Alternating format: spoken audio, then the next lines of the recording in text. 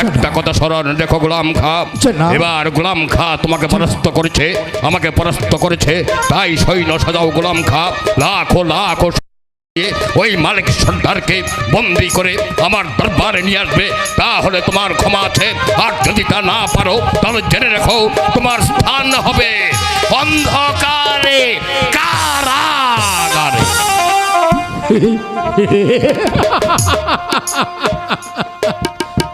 বাদশামীর আজ সব চলে গেল। কথা দিয়েছিলে তুমি মালাকে আমার হাতে তুলে দেবেই, সেটাও হলো না।